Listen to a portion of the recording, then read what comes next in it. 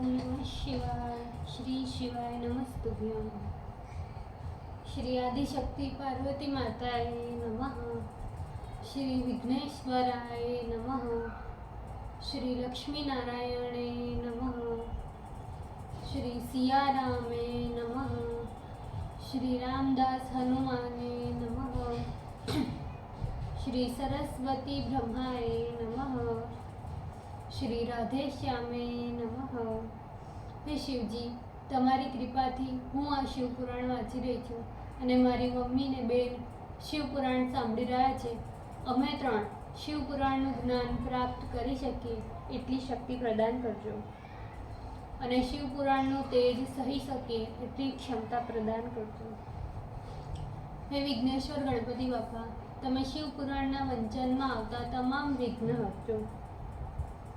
हे कृष्ण मनोहारिणी राधा जी, हे श्याम सुंदर, તમે શિવપુરાણ સાંભળવા જરૂર પધારજો અને મારા હૃદયમાં સ્થાન ગ્રહણ કરજો. ઓમ નમઃ શિવાય. શ્રી શિવાય નમસ્તુભ્યં.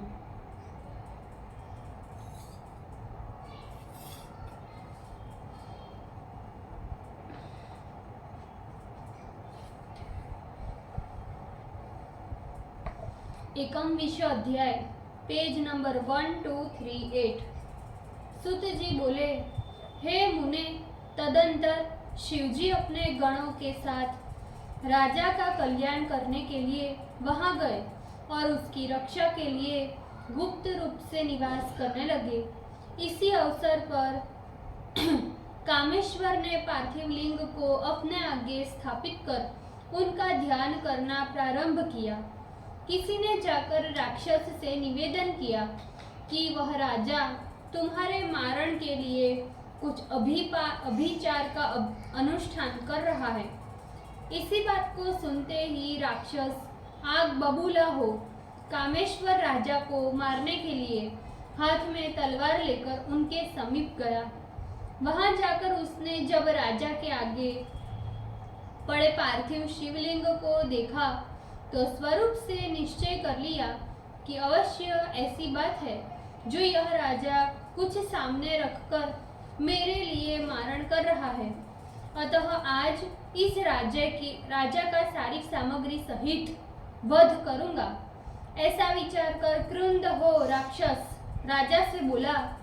भीम बोला, अरे दुष्ट आत्मा राजा, तू इस समय क्या कर रहा है?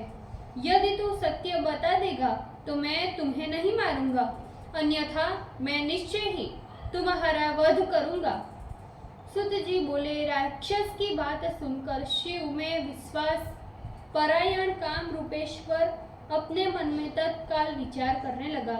जो होनहार है वह होकर रहेगा, उसको रोकने वाला कोई नहीं है. यहाँ तो सब कुछ प्रारब्ध के अधीन है और शिव को ही प्रारब्ध कहते हैं. वही दयालु प्रारब्ध स्वरूप शिव जी निश्चित रूप से इस पार्थिव लिंग में भी उपस्थित है. क्या वे मेरे लिए कुछ नहीं करेंगे? यह राक्षस उनके सामने मेरा वध कर सकता है. वे शिव जी अवश्य अपनी की हुई प्रतिज्ञा पूर्ण करेंगे, क्योंकि वेद में सुना जाता है कि भगवान सत्य प्रतिज्ञ है. वे स्वयं कहते हैं कि जब कोई अत्यंत निर्दयी व्यक्ति मेरे भक्त को पीड़ा पहुंचाता है तो मैं अपने भक्तों की रक्षा करने के लिए उसका वध अवश्य करता हूँ, इसमें संशय नहीं. इस प्रकार वह कामेश्वर धैर्य धारण कर सदा शिव का ध्यान कर अपने मन में भक्ति पूर्वक प्रार्थना करने लगा. हे महाराज, हे शिव जी, मैं तुम्हारा ही हूँ. जैसी आपकी इच्छा हो वैसा करो. मैं यह सत्य कहता हूँ, आप मेरा कल्याण करो. सत्य पाश में बंधा हुआ वह राजा इस प्रकार विचार कर उस राक्षस का तिरस्कार करते हुए बोला.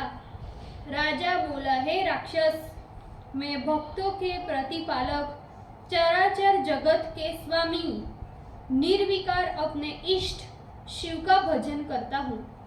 सुत जी बोले, काम रूपेश्वर के वचन को सुनकर क्रोध से कांपता हुआ वह भीम कहने लगा, भीम बोला, मैं तुम्हारे शंकर को जानता हूँ। भला वह मेरा क्या बिगाड़ सकता है, जिसे मेरे पिता के भाई रावण ने दास बनाकर रखा था।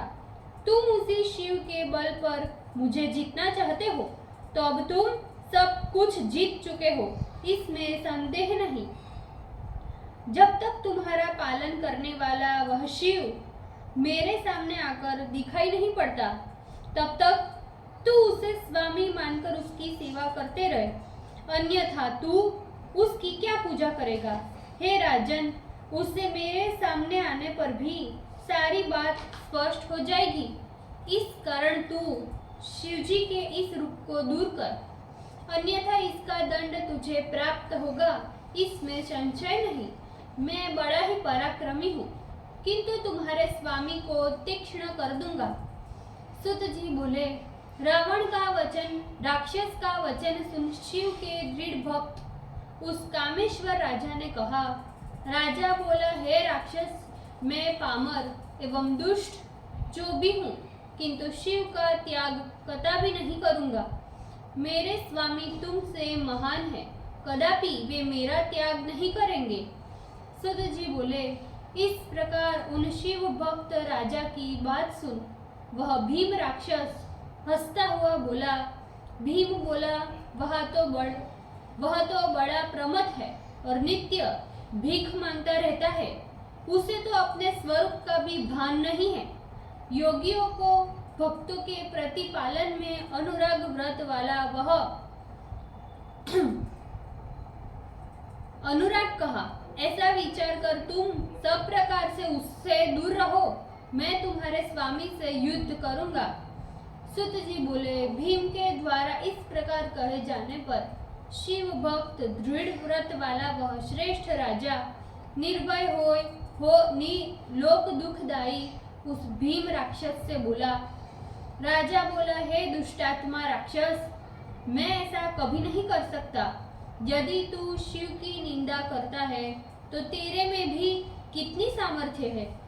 सुत जी बोले, राजा के इस प्रकार कहने पर वह राक्षस राजा को धमकाता हुआ अपने कठिन कृपाण से उस पर प्रहार किया। प्रहार करने के उपरांत उस बलवान राजा ने राक्षस से कहा, अब तू भक्तों को सुख देने वाले मेरे स्वामी का बल देख। हे ब्राह्मणों, इतना कहने के बाद अभी जब तक उस तलवार ने राजा का स्पर्श भी नहीं किया, तभी उस पार्थिव लिंग से साक्षात शिवजी प्रकट हो गए और बोले, हे राक्षस, मुझ भीमेश्वर को देखो, मैं इस राजा की रक्षा के निमित्त प्रकट हुआ हूँ। मेरा पहला नियम है कि मैं अपने भक्तों की रक्षा करता हूँ। इस कारण हे राक्षस, अब तू भक्तों को सुख देने वाले मेरे बल को देख। ऐसा कहकर शिवजी ने अपने पिनाक धनुष से उसके तलवार के 2 टुकड़े कर दिए। तब उस राक्षस ने अपना त्रिशूल फेंका। शिवजी ने उस दुष्ट के त्रिशूल के भी सैकड़ों टुकड़े कर दिए। हे ब्राह्मणों, तब उस दुष्ट ने शिवजी के ऊपर अपनी शक्ति से प्रहार किया। शिवजी ने उसे भी शीघ्रता से अपने बाणों से उस शक्ति के लाखों टुकड़े कर दिए। फिर उसने शिवजी पर पट्टिश से प्रहार किया। शिवजी ने अपने त्रिशूल से पट्टिश को तिल के समान खंड खंड कर दिया। तदंतर शिव के गणों एवं राक्षसों में दर्शकों को भय उत्पन्न करने वाला महाभयानक युद्ध होने लगा। उस युद्ध से सारी पृथ्वी थर थर कांपने लगी। पर्वत सहित सारा समुद्र विक्षुब्ध हो उठा। देवता तथा ऋषि अत्यंत व्याकुल हो उठे और आपस में कहने लगे कि अब हम लोगों ने व्यर्थ ही शिव की प्रार्थना की। इसी बीच हाथ जोड़कर सिर झुकाए हुए नारद जी दुखों को दूर करने वाले शिव जी से प्रार्थना करने लगे। नारद जी बोले, हे खेल दिखाने वाले महाराज शिव जी, आप क्षमा करें, क्षमा करें। तृण पर कुठार का प्रयोग करना अनुचित है, अतः आप शीघ्र ही इसका वध कीजिए। नारद के द्वारा इस प्रकार प्रार्थना किए जाने पर सदाशिव ने अपने हुंकार रूपी अस्त्र से समस्त राक्षसों को भस्म कर दिया। शिवजी के द्वारा वे सारे राक्षस क्षण मात्र में उन देवताओं के देखते देखते इस प्रकार नष्ट हो गए जिस प्रकार दावाग्नि से वन नष्ट होता है। उस समय किसी को ज्ञात ही नहीं हुआ कि भीम राक्षस का भस्म कहाँ चला गया। वह परिवार सहित इस प्रकार भस्म हो गया कि उसका नामो निशान भी मिट गया। शिव जी की कृपा से सभी मुनीश्वरों को शांति प्राप्त हुई और इंद्रादि समस्त देवता तथा सारा जगत स्वस्थ हो गया। उस समय महेश्वर के क्रोध की ज्वाला एक वन से दूसरे वन तक फैलने लगी। इससे राक्षसों के शरीर का भस्म भी वन में सर्वत्र व्याप्त हो गया। उस भस्म से अनेक कार्य संपन्न करने वाली ऐसी औषधियां उत्पन्न हुई जिन औषधियों के प्रभाव से मनुष्य के रूप तथा वेश भिन्न भिन्न रूप में बदले जा सकते हैं।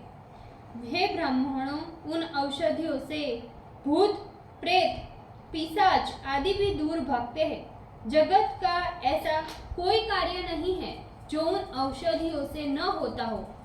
तदंतर उन देवताओं एवं ऋषियों ने शिवजी से प्रार्थना की कि हे स्वामी, संसार को सुख देने के लिए आपको अब यही निवास करना उचित है। यह बड़ा कुत्सित देश है। विशेषकर वैसे लोग जो युद्ध नहीं करना चाहते, उनको विशेष रूप से दुख देने वाला है।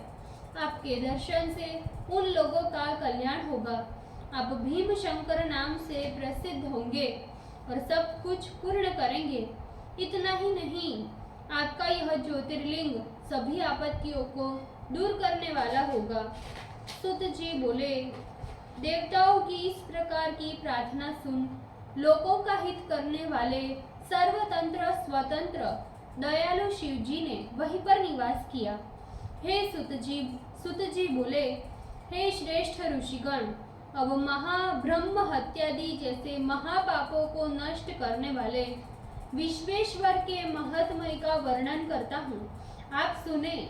इस संसार में जो कुछ दृश्य वस्तु मात्र दिखाई पड़ती है, वह चिदानंद स्वरूप निर्विकार एवं सनातन है। वह जब केवल एक था, तब उसे विनोद के लिए दूसरे की इच्छा हुई।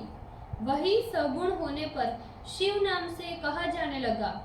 फिर वे शिव, स्त्री तथा पुरुष ये दो रूप में उत्पन्न हुए।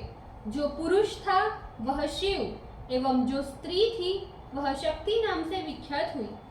हे मुनि सत्तमो, शिव एवं शक्ति ने स्वभाव से अदृष्टात अपने चिदानंद स्वरूप से प्रकृति और पुरुष का निर्माण किया। हे ब्राह्मणों, जब उस प्रकृति एवं पुरुष ने अपने जननी एवं जनक को नहीं देखा, तब वे संशय में पड़ गए। उस समय निर्गुण परमात्मा द्वारा आकाशवाणी हुई, तुम दोनों तप करो। ऐसा करने से तुम लोग उत्तम सृष्टि का निर्माण कर सकोगे। प्रकृति तथा पुरुष ने कहा, हे प्रभु, तप के योग्य कोई स्थान दिखाई नहीं पड़ता। फिर हम लोग आपकी आज्ञा का पालन किस प्रकार करेंगे और कहाँ स्थित हो तप करें। तब उनकी बात सुनकर निर्गुण शिव ने अंतरिक्ष में स्थित सभी सामग्रियों सहित संपूर्ण तेजों का सारभूत 5 कोश का एक बहुत सुंदर नगर बनाकर पुरुष के समीप भेज दिया। वहां स्थित होकर विष्णु ने सृष्टि की कामना से शिव जी का ध्यान करते हुए बहुत काल पर्यंत तप किया। तपस्या के श्रम से उनके शरीर से अनेक धाराओं में जल प्रकट हो गया, जिससे सारा शून्य भर गया। उस समय चारों ओर जल ही जल दिखाई देता था और कुछ भी नहीं दिखाई पड़ता था। विष्णु को यह देखकर महान आश्चर्य हुआ कि अरे, यह आश्चर्य कैसा। उस आश्चर्य को देखकर विष्णु ने अपना सिर हिला दिया। उनके सिर के हिलाने से विष्णु के कान की एक मणि पृथ्वी पर गिर पड़ी। वही मणिकर्णिका नाम से एक अद्भुत तीर्थ प्रसिद्ध हुई। वही मणिकर्णिका जल में बहती हुई एक पंचकोशी हो गई। तब निर्गुण शिव ने उसे तत्क्षण अपने त्रिशूल पर धारण कर लिया। फिर विष्णु ने अपने प्रकृति रूपी स्त्री के साथ वही शयन किया जिससे शंकर की आज्ञा से उनके नाभि कमल से ब्रह्मदेव प्रकट हुए। उन्हीं ब्रह्मदेव ने शिव की आज्ञा पाकर अद्भुत सृष्टि की रचना की। उन्होंने इस ब्रह्मांड में 14 लोकों की रचना की। मुनियों ने इस ब्रह्मांड का विस्तार 50 करोड़ योजन कहा है। ब्रह्मांड में अपने अपने कर्मों के अनुसार बंधे हुए प्राणी किस प्रकार मुझे प्राप्त करेंगे, ऐसा विचार कर शिव ने पंचकोशी को ब्रह्मांड से पृथक रखा। यह पंचकोशी लोक का कल्याण, कर्म बंधन का नाश, मोक्ष तत्व को प्रकाशित करने एवं ज्ञान प्रदान करने वाली काशी है, जो मुझे सर्वदा प्रिय है। परमात्मा शिव ने अविमुक्त नामक इस ज्योतिर्लिंग को स्वयं स्थापित किया है। फिर उन्होंने विष्णु से कहा, हे विष्णु, तुम्हें मेरे अंशभूत इस क्षेत्र का कभी त्याग नहीं करना चाहिए। विष्णु से इतना कहकर स्वयं सदाशिव ने उस काशी को त्रिशूल से उतारकर मृत्यु लोक में स्थापित किया। ब्रह्मा के एक दिन यानी एक कल्प पूरा हो जाने पर भी इस काशी का नाश नहीं होता। जब जब प्रलय काल उपस्थित होता है तब हे मुनियों, शिव जी इसे अपने त्रिशूल पर धारण करते हैं। हे द्विजो, फिर जब ब्रह्मा सृष्टि करते हैं तब वे पुनः काशी को स्थापित करते हैं। समस्त कर्म बंधनों को नष्ट करने के कारण इसे काशी कहते हैं। काशी में रहने वाला अविमुक्त नामक लिंग महापातकियों को भी मुक्ति देता है। हे मुनीश्वरों, अन्यत्र सारूप्यादि मुक्तियां प्राप्त होती है, किंतु काशी में सर्वोत्तम सायुज्य मुक्ति प्राप्त होती है। जिनकी कहीं गति नहीं हो पाती, उनकी गति वाराणसी में होती है, क्योंकि यहाँ करोड़ों हत्याओं का विनाश करने वाली महापुण्यदायक पंचकोशी है। यहाँ पर देवता लोग भी मरने की इच्छा रखते हैं। फिर औरों की तो बात ही क्या है। यह शंकर प्रिया काशी सर्वदा भोग एवं मोक्ष को देने वाली है। ब्रह्मा, विष्णु, सिद्ध योगी, मुनि तथा त्रिलोक के सारे मनुष्य सर्वदा काशी की प्रशंसा करते हैं। हे महर्षियों, ऐसे तो काशी की महिमा में सैकड़ों वर्षों तक भी वर्णन करने में समर्थ नहीं हूँ, फिर भी यथाशक्ति वर्णन करता हूँ। जो कैलाशपति भीतर सत्वगुण और बाहर से तमोगुण निर्गुण शिव के अवतार कालाग्नि नामक रुद्र से प्रसिद्ध है, उन रुद्र ने अनेक प्रकार की प्रार्थना करते हुए शंकर से कहा था। रुद्र बोले, हे विश्वेश्वर, हे महादेव, हे महेश्वर, मैं आपका हूँ, इसमें संदेह नहीं। हे महादेव, मुझ पुत्र पर अम्बा सहित आप कृपा करें। हे जगन्नाथ, हे जगतपते, लोक कल्याण की कामना से आप यही निवास करें, यही मेरी प्रार्थना है। सुत जी बोले, इंद्रियों का संयम करने वाले अविमुक्त भी शिव की बारंबार प्रार्थना करते हुए अपने नेत्रों से आंसू को बहाते हुए भक्ति पूर्वक शिवजी से बोले। अविमुक्त बोले, हे देवाधिदेव, हे महादेव, काल रूपी रोग के औषधि सचमुच आप त्रिलोकपति है और ब्रह्मा तथा विष्णु से सेवनीय है। हे प्रभु, आप काशीपुरी को अपनी राजधानी बनाइए। मैं आपकी इस पुरी में अचिंत्य सुख के लिए आपका ध्यान करता हुआ यही निवास करूंगा। आप ही मुक्तिदाता एवं कामनाओं को पूर्ण करने वाले हैं और कोई नहीं। इसीलिए आप लोक उपकार के लिए पार्वती सहित यही निवास करें। हे सदाशिव, आप यहाँ निवास करते हुए संसार रूपी समुद्र में पड़े हुए सभी जीवों का निरंतर उद्धार कर भक्तों की मनोकामना पूर्ण कीजिए। हे शिव जी, हमारी बारंबार यही प्रार्थना है। सुत जी बोले, इस प्रकार राजराजेश्वर भगवान शंकर विश्वनाथ से प्रार्थना किए जाने पर लोक उपकारार्थ यही निवास करने लगे। जिस दिन से सदाशिव ने काशी में निवास करना प्रारंभ किया, उसी दिन से यह नगरी श्रेष्ठ हो गई। ओम नमः शिवाय। श्री शिवाय नमस्तुभ्यं। भूल चूक माफ करजो शिव जी, कृपा करजो। આજના શિવપુરાણનો અંજલિ ભૂમિ મને પ્રદાન કરજો શિવ। ઓમ નમઃ શિવાય। શ્રી શિવાય નમસ્તુભ્યં।